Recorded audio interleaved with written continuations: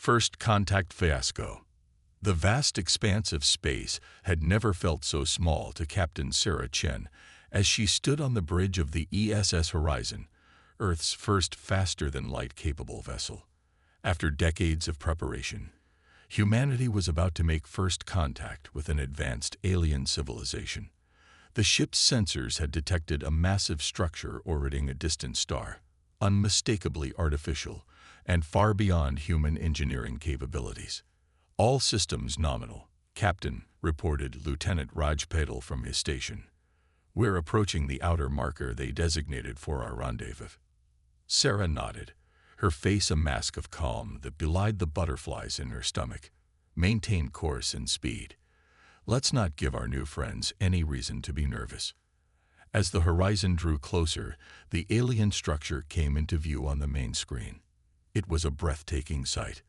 A massive ring-shaped station that seemed to shimmer with an inner light. Dozens of smaller craft swarmed around it like bees around a hive. "We're being hailed," announced Communications Officer Lisa Wong, her voice tight with excitement. On screen, Sarah ordered, straightening her uniform. The view of the alien station was replaced by the image of a being that looked like nothing Sarah had ever seen before.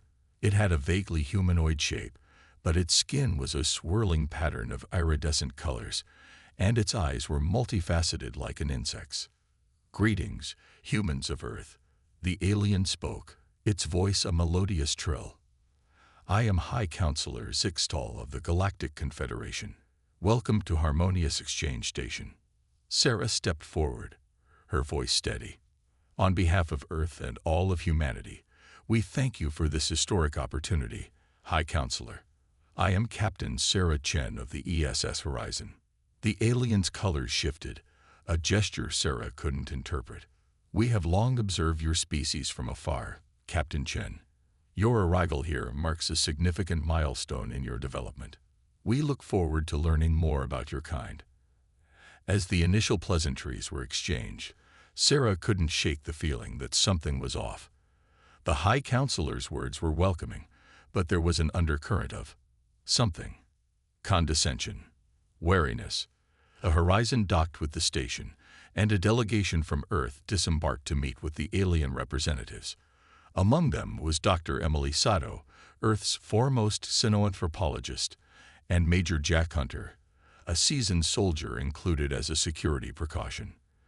The meeting chamber was a marvel of alien architecture, with walls that seemed to breathe and floors that adjusted to the comfort needs of each species present. As fascinating as it was, Sarah couldn't help but notice how the alien delegates kept their distance from the humans, their colors shifting rapidly whenever direct interaction was necessary. Dr. Sato was in her element, eagerly asking questions about alien culture and biology.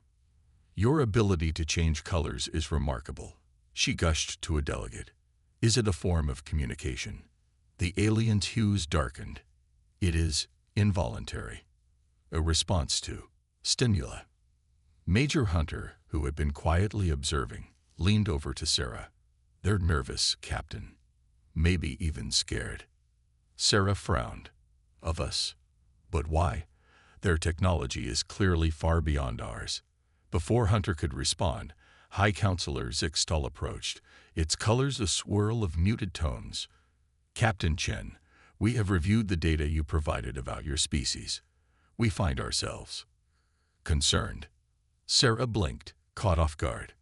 "Concerned? I don't understand, High Counselor.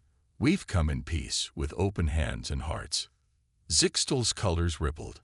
"It is not your intentions we doubt, but your very nature. Your planet. Earth, you call it. Our databanks classify it as a death world. A planet so harsh and unforgiving that it should not be able to support sapient life."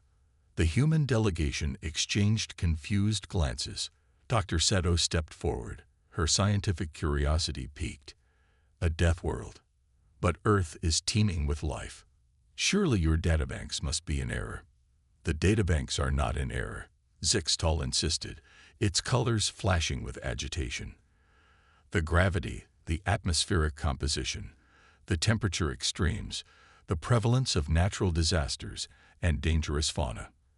By all accounts, your world should be uninhabitable. And yet here you stand. Sarah felt a chill run down her spine as she began to understand. "You're afraid of us," she said softly. The chamber fell silent, the alien delegate's colors shifting rapidly in a cacophony of emotion. Zixtal's voice was solemn. "We are cautious, a species that can not only survive but thrive in such conditions. Your potential for violence must be extraordinary." The implications hit Sarah like a sledgehammer. Humanity's first contact with an advanced alien civilization, and they were being viewed as potential monsters. Major Hunter, sensing the growing tension, decided to try a different approach. With a casual air that belied the gravity of the situation, he stepped forward. "Look, I get it. We probably seem pretty scary to you folks. Hell, half the time we scare ourselves. But here's the thing. We're not just survivors. We're explorers, dreamers, creators." He pulled out a small object from his pocket, a simple Rubik's Cube. The aliens recoiled slightly, no doubt expecting some kind of weapon. Instead, Hunter began to manipulate the cube, his fingers moving with practiced ease. "See this? It's a puzzle. We make games out of solving problems, finding patterns. Sure, we can be tough as nails when we need to be, but we also write poetry, compose music, and spend hours trying to figure out the best way to arrange colored squares on a cube. We're complex, just like you." The aliens watched in fascination as Hunter solved the puzzle, their colors shifting to softer hues. Dr. Sato, seizing the moment, added, "And we're endlessly curious about the universe and its inhabitants. We've come all this way not to conquer, but to learn and to share." Sarah nodded, feeling a surge of pride in her crew. "High Counselor, I understand your caution, but I ask you to judge us not by the world that shaped us, but by the choices we make and the dreams we pursue.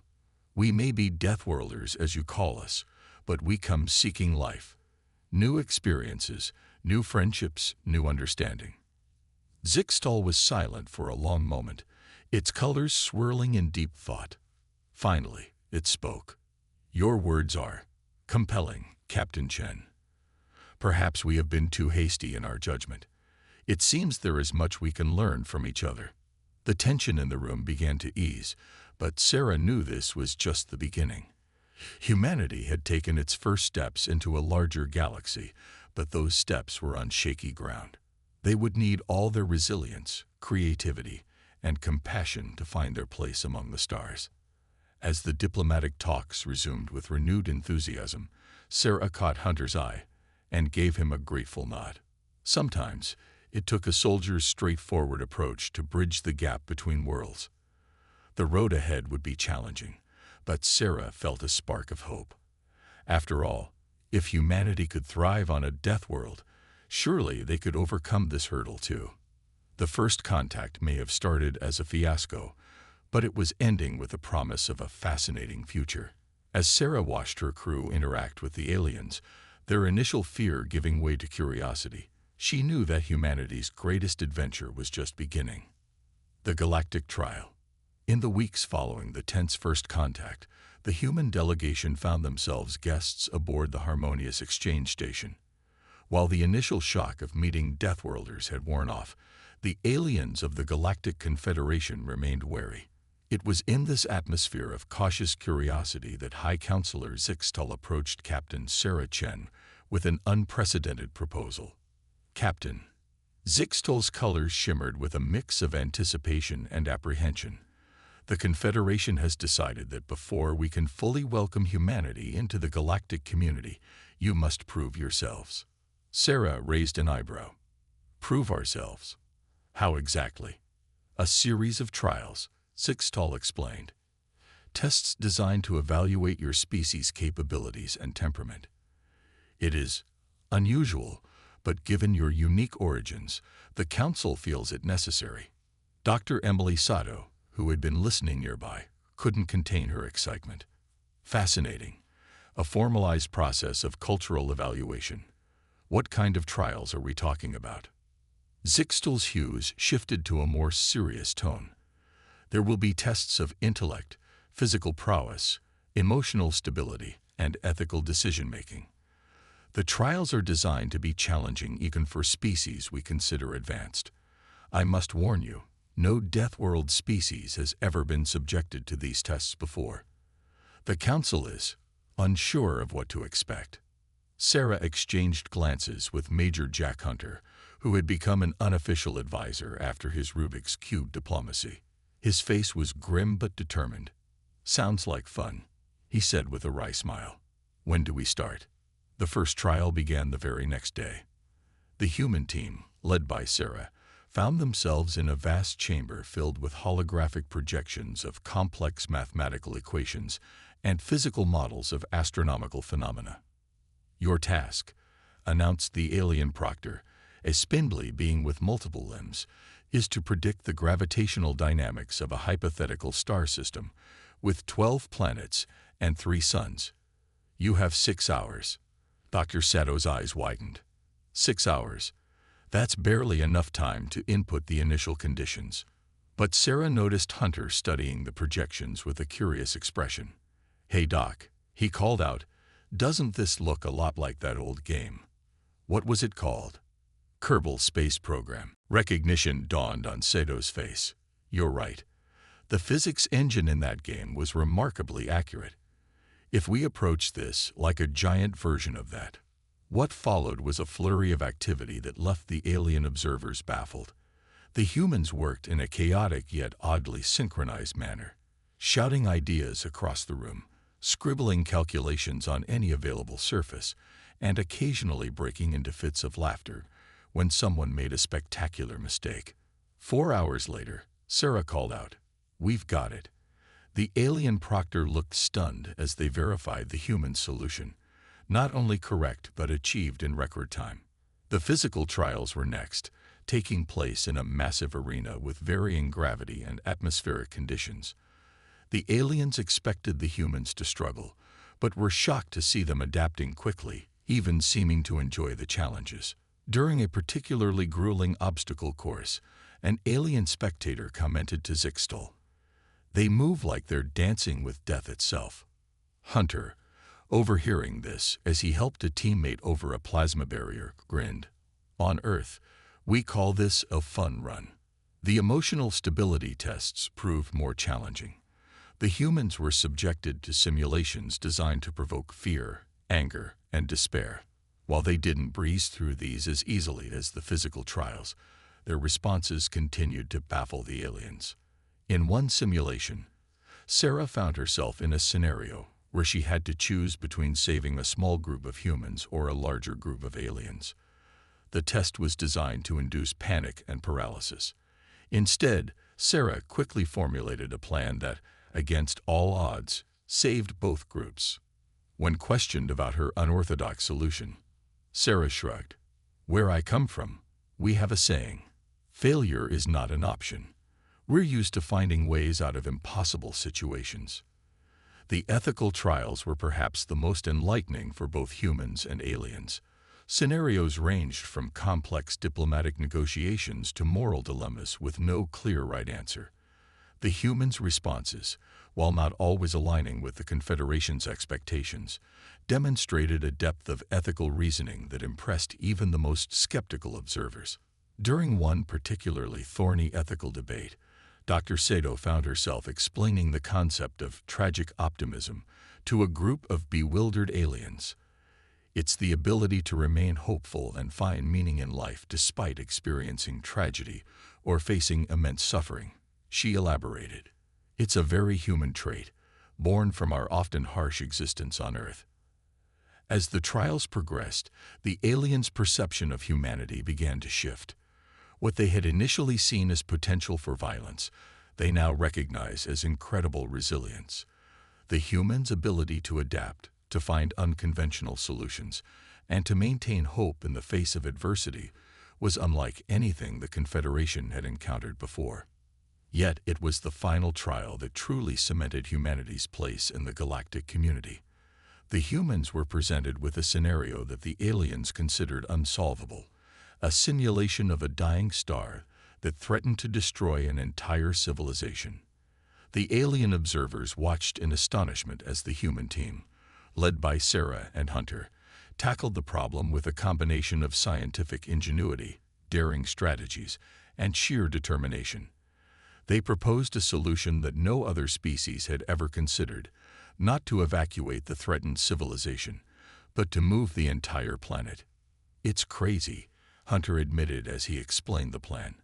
"But we've got some experience with crazy." Ever heard of the Orion Project? Back in the 1950s, we were seriously considering propelling spaceships with nuclear bombs. This is like that, but on a planetary scale. The aliens were skeptical, but as the humans fine-tuned their plan, running simulation after simulation, the impossible began to seem possible. When the final results came in, showing a successful planetary relocation with minimal loss of life, the chamber erupted in a chorus of alien vocalizations that the universal translators struggled to keep up with. Zixtal approached Sarah, its colors a brilliant tapestry of awe and respect. "Captain Chen, in all our history, no species has ever approached these trials the way yours has. You have not just passed our tests, you have redefined them." Sarah smiled, exhausted but proud. "Thank you, High Counselor. But we didn't do this to show off. This is who we are. We face the impossible because we have to, because giving up isn't in our nature."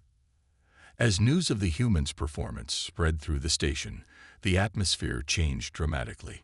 Aliens who had once kept their distance now approached the humans with curiosity and excitement.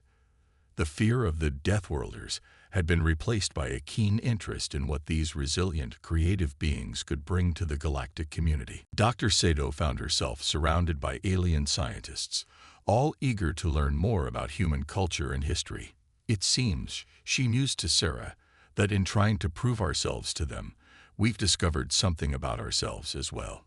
Hunter nodded in agreement.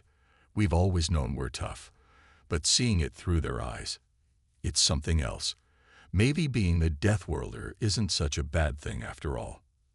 As the human team celebrated their success, Sarah couldn't help but feel a sense of anticipation. They had earned their place among the stars, but she knew this was just the beginning. Humanity had much to learn from the galactic community, but they also had much to offer. The galaxy, it seemed, wasn't ready for humans, but humans were more than ready for the galaxy. With the trials behind them, Sarah and her team looked to the future, eager to see what new challenges and adventures awaited them in the vast cosmic ocean. The age of humanity's galactic exploration had truly begun. Cosmic calamity. The celebration of humanity's successful completion of the galactic trials was cut short by an urgent summons from the Confederation's High Council. Captain Sarah Chen, along with Dr. Emily Sato and Major Jack Hunter, found themselves rushed to a secure chamber deep within the Harmonious Exchange Station. The room was filled with holographic displays showing various star systems, all flickering with ominous red warnings. High Counselor Zixtal's normally iridescent skin had faded to a dull, worried gray. "Esteemed colleagues," Zixtal began, its voice uncharacteristically grave, "we face a crisis unlike any in our recorded history. Our long-range sensors have detected a cosmic anomaly of unprecedented scale and danger." The central hologram zoomed in on a strange, swirling mass of energy that seemed to devour light itself. Dr. Sato leaned forward, her scientific curiosity piqued despite the tension in the room. "What are we looking at, High Counselor?" Sarah asked, her voice steady despite the growing sense of dread in her stomach. Zixtal's colors rippled with distress. "We call it the Void Cascade. It's a runaway reaction in the fabric of space-time itself, consuming everything in its path and growing exponentially. Our projections show that if left unchecked, it will engulf the entire galaxy within a standard solar cycle." The room erupted into a cacophony of alien languages as the assembled representatives reacted to the news. Sarah exchanged glances with her team, seeing her own shock mirrored in their faces. "Surely you must have some way to stop it," Hunter said, his soldier's instinct kicking in. "Your technology is light years ahead of ours." A tall, willowy alien with crystalline skin stepped forward, its voice tinkling like breaking glass. "We've exhausted every option known to our sciences. Energy barriers, temporal locks, even attempts to redirect it through artificial wormholes. Nothing has worked. The void cascade defies all known laws of physics." Dr. Seto's eyes widened. "It's consuming space-time itself, like a cancer in the universe." The room fell silent as the implications sank in. Humanity had just joined the galactic community, only to find it facing extinction. Sarah took a deep breath, centering herself. "There has to be something we haven't tried. High Counselor, with your permission, I'd like my team to review all the data you have on this void cascade." Zixtal's colors shifted to a mix of surprise and hope. "By all means, Captain Chen. But I warn you, our finest minds have been working on this problem since we first detected the anomaly. What do you hope to find that they haven't?" Hunter grinned, a glint of determination in his eyes. "With all due respect, your finest minds haven't had to deal with Earth problems. We specialize in the impossible." Over the next several days, Sarah and her team immersed themselves in the data. They worked tirelessly, fueled by a combination of caffeine, which fascinated their alien observers, and sheer human stubbornness. Dr. Seto pored over the physics models, muttering to herself and occasionally breaking into excited exclamations that startled nearby aliens. Hunter, drawing on his military experience, analyzed the failed containment attempts, looking for patterns and weaknesses. Sarah coordinated their efforts, her mind racing with possibilities. She couldn't shake the feeling that they were missing something obvious, something that their unique human perspective might reveal. On the fourth day, as Sarah was staring at a 3D model of the void cascade's expansion, something clicked. "Wait a minute," she murmured, her eyes widening. "This pattern, it's familiar." She called her team over, excitement building in her voice. "Look at this. The way the void cascade expands. It's not random. There's a rhythm to it, almost like a heartbeat." Dr. Seto finished, her face lighting up with realization. "It's pulsing." Hunter leaned in, his brow furrowed. "So what? How does that help us stop it?" Sarah's mind was racing. What if we're looking at this all wrong? We've been treating the void cascade like a mindless force of nature, but what if it's more than that? What if it's alive? The idea was met with skepticism from the alien scientists, but Sarah and her team pressed on. They began to reanalyze the data from this new perspective, looking for signs of behavior rather than just physics. As they delved deeper, the evidence began to mount. The void cascade showed signs of reacting to stimuli, adapting to containment attempts, even exhibiting rudimentary decision-making in its expansion patterns. "It's not just alive," Dr. Seto declared during a tense briefing with the High Council. "It's intelligent, and it's hungry." The revelation sent shockwaves through the Confederation. The idea of a cosmic-scale living entity was beyond anything their sciences had prepared them for. But for the humans, it sparked an idea. "If it's alive," Sarah proposed, her voice steady with conviction, "then maybe we can communicate with it." The alien representatives looked at her as if she had grown a second head. Zixtal's colors swirled with a mix of disbelief and desperate hope. Communicate with a space-time anomaly. How would that even be possible? Sarah turned to Dr. Seto. "Emily, remember that project back on Earth? The one using quantum entanglement for faster-than-light communication?" Dr. Seto's eyes lit up. The Einstein-Rosen bridge communicator. "But Sarah, that was purely theoretical. We never got it to work reliably over interstellar distances." "We never had the resources or the need," Sarah countered. "But now we do. If we can adapt that technology, using the Confederation's advanced quantum manipulators." Hunter caught on to her train of thought. "We could try to send a message directly into the heart of the void cascade. But what would we say to a hungry space-time entity?" Sarah's face was grim but determined. "We offer it a deal. A compromise. There has to be a way to coexist, to give it what it needs without sacrificing the entire galaxy." The proposal was met with a mix of hope and skepticism from the Confederation. It was a long shot, but in the face of galactic annihilation, even the slimmest chance was worth taking. As the team began work on adapting the Einstein-Rosen bridge communicator, a new energy filled the station. The humans' unconventional approach had rekindled hope where before there had been only resignation. Zixtal approached Sarah as she was coordinating the construction of the communication array. Its colors were a swirl of admiration and curiosity. "Captain Chen, I must admit, your species continues to surprise us. In the face of certain doom, you choose to negotiate." Sarah smiled, though her eyes were tired from days of non-stop work. "It's what we do, High Counselor. On Earth, we've faced our share of existential threats. We've learned that sometimes the best way to defeat an enemy is to turn them into a friend." As the makeshift communicator took shape, combining human ingenuity with alien technology, Sarah couldn't help but feel a sense of irony. Humanity, the newcomers, the Deathworlders, were now the galaxy's best hope for survival.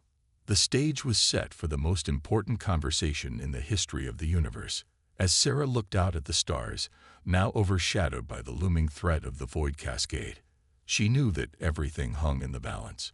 It would take all of humanity's resilience, creativity, and compassion to save not just their new alien friends, but the entire galaxy. With a deep breath, Sarah turned back to her team. "All right, let's do this. It's time to have a chat with the universe." Operation Longshot. The harmonious exchange station hummed with a nervous energy as final preparations were made for humanity's audacious plan. At the heart of it all stood the hastily constructed Einstein-Rosen bridge communicator, a towering structure of gleaming alien alloys and jury-rigged Earth technology. Captain Sarah Chen stood before the device, her face a mask of determination. Beside her, Dr. Emily Sato made last-minute adjustments to the quantum interface, while Major Jack Hunter coordinated with a mixed team of human and alien security personnel. High Counselor Zixtal approached, its colors a swirl of anxiety and hope. "Captain Chen, are you certain about this?" "The risks." Sarah nodded, her voice steady. "The risks of doing nothing are far greater, High Counselor. We're ready." With a final nod from Dr. Sato, Sarah took a deep breath and activated the communicator. The air crackled with energy as the device powered up, its core glowing with an otherworldly light. For several tense moments, nothing happened. Then suddenly, the station shuddered as if struck by an invisible force. The communicator's displays erupted in a chaos of readings, and a deep, resonant hum filled the air. "We've made contact." Dr. Sato shouted over the noise, her fingers flying over the controls. "The Void Cascade is responding." Sarah stepped forward, her heart pounding. This was it. Humanity's first conversation with a cosmic entity. "This is Captain Sarah Chen of Earth, representing the sentient species of this galaxy. We seek peaceful communication with the entity known as the Void Cascade." The response came not in words, but in a series of sensations that washed over everyone present. Images of vast, empty spaces, hunger beyond imagining, and a loneliness that spanned eons flooded their minds. Dr. Sato gasped, her scientific mind racing to interpret the alien thoughts. It's trying to understand us. I think it's curious about our existence." Sarah pressed on, focusing her thoughts on images of life, diversity, and the interconnectedness of the galaxy. She projected feelings of empathy, understanding, and a desire for mutual coexistence. The entity's response was a swirling maelstrom of confusion and interest. It had never encountered beings like them before, had never considered that the space it consumed could hold such complexity. For hours, the exchange continued. Sarah, with input from her team and the alien representatives, painted a picture of the galaxy's rich tapestry of life and culture. They shared stories of cooperation, growth, and the beauty found in diversity. In return, the Void Cascade shared glimpses of its own existence, a beam of pure energy drifting through the emptiness between galaxies, consuming space-time to sustain itself. It had never known another way to exist. As understanding grew on both sides, Sarah saw an opportunity. "We propose a compromise," she projected, both in thoughts and words. "There are regions of space in our galaxy that are largely empty, devoid of life, but rich in energy. We offer these spaces to you, to sustain you, in exchange for sparing the inhabited worlds." The silence that followed was deafening. The entire station held its breath, waiting for a response that could determine the fate of trillions. Suddenly, the communicator pulsed with renewed energy. The Void Cascade's response came in a flood of images and sensations. Curiosity, consideration, and something akin to agreement. Dr. Sato's eyes widened as she interpreted the data. It's accepting our offer. It's agreeing to redirect its expansion to the areas we specified. A cheer erupted throughout the station as the news spread. The impossible had been achieved. Humanity had negotiated with a cosmic force and reached a compromise. But their celebration was short-lived. As the communication continued, it became clear that redirecting the Void Cascade would not be a simple task. Its momentum was immense, its current trajectory deeply ingrained. "We need to guide it," Sarah realized, her mind racing with the implications. "We need to create a path for it to follow, like a cosmic roadmap." Hunter stepped forward, his face grim with determination. "You're talking about going out there, aren't you? Into the void itself." Sarah nodded. "Someone needs to lead the way, to ensure the cascade follows the safe path we've agreed upon. It's the only way to be sure." The alien representatives were aghast at the idea. Zixtal's colors paled to a sickly hue. "But that's suicide. No ship could survive that close to the cascade." Sarah turned to her team, seeing the same resolve in their eyes that she felt. "We've come too far to back down now." Humanity stepped onto the galactic stage promising to be problem solvers. It's time we lived up to that promise. As preparations began for this final, desperate mission, the true scale of the task became clear. They would need to create a series of quantum beacons to guide the Void Cascade, each one requiring precise placement in the turbulent space at the edge of the anomaly.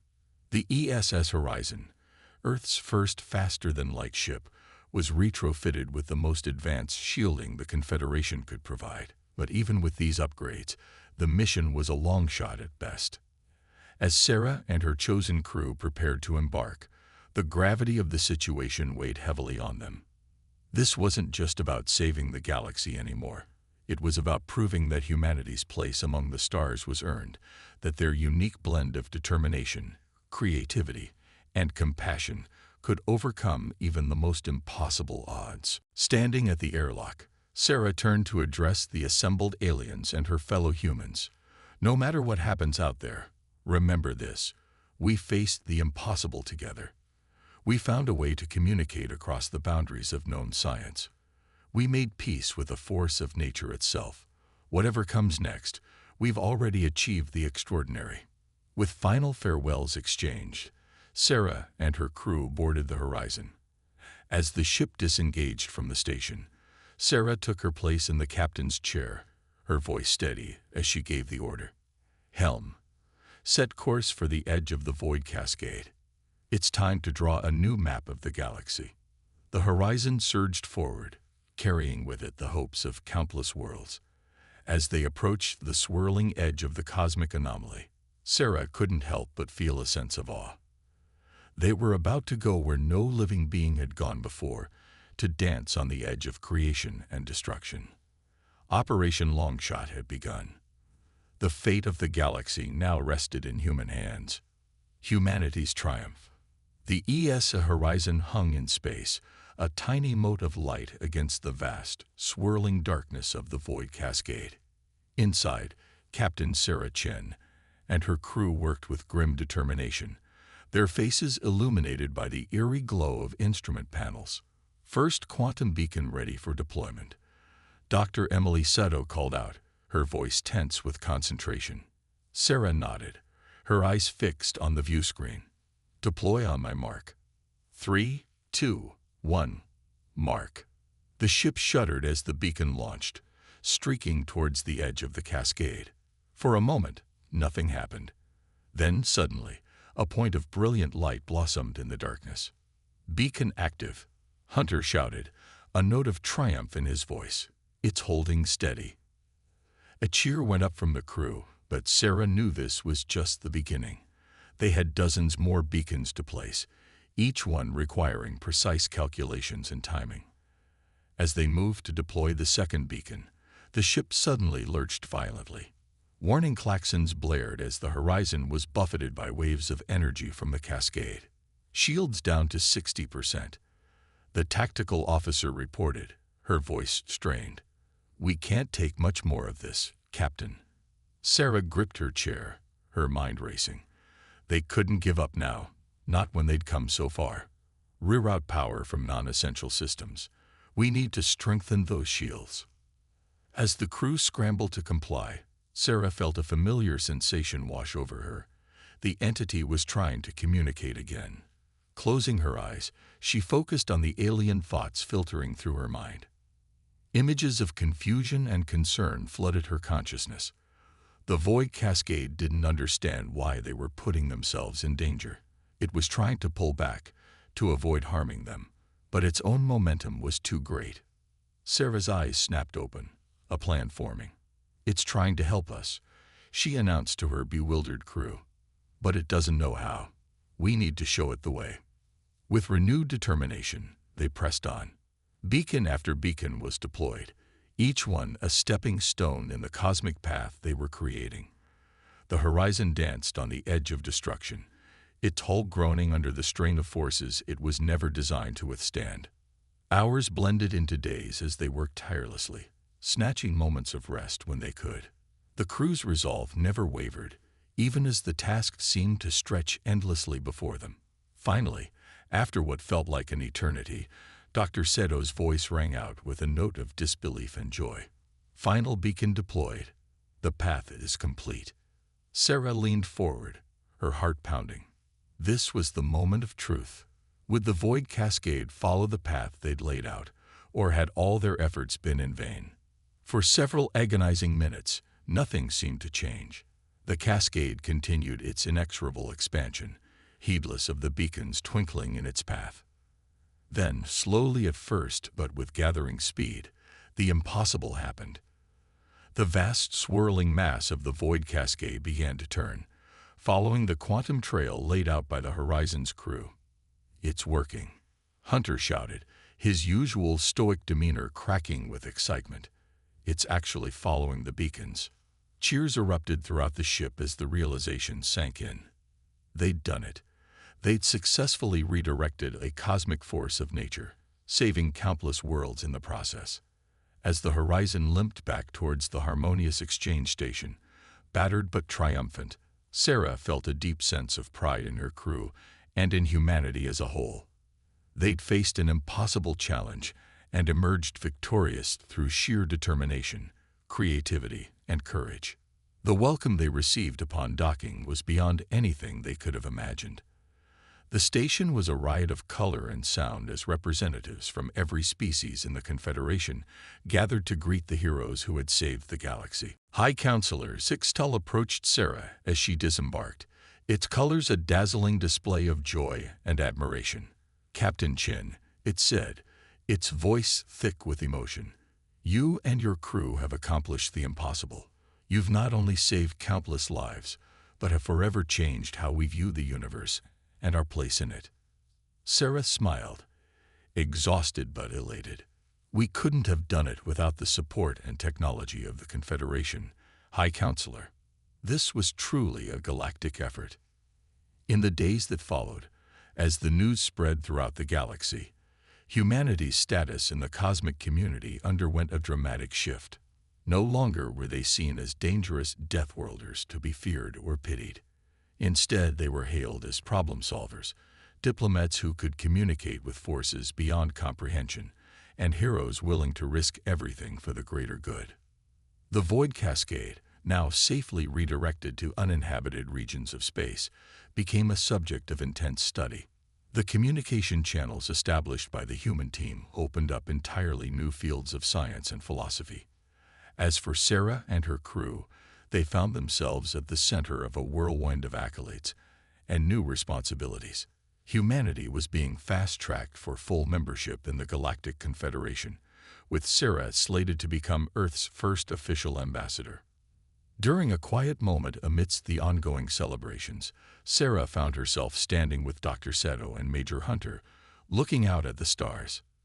"You know," Hunter mused, "when we first set out from Earth, I never imagined we'd end up saving the entire galaxy." Dr. Sato nodded, her eyes twinkling with excitement at the scientific possibilities that now lay before them. "And to think, this is just the beginning. Imagine what else is out there, waiting to be discovered." Sarah smiled, feeling a sense of anticipation for the adventures that lay ahead. "Whatever comes next, I know humanity is ready for it. We've proven that we can face any challenge, no matter how impossible it seems." As they stood there, contemplating the vast expanse of space, Sarah couldn't help but feel a surge of pride. Humanity had taken its first steps into a larger universe, and they had done so not with conquest or fear, but with courage, ingenuity, and compassion. The galaxy would never be the same, and neither would humanity. Together, they had written a new chapter in cosmic history, one that would be remembered for eons to come. As new stars twinkled into existence in the distance, Sarah knew that this was not an end, but a beginning. Humanity's greatest adventures were still to come, and the entire universe was waiting to be explored. The age of human cosmic exploration had truly begun, and the stars themselves seemed to shine a little brighter in anticipation of what was to come.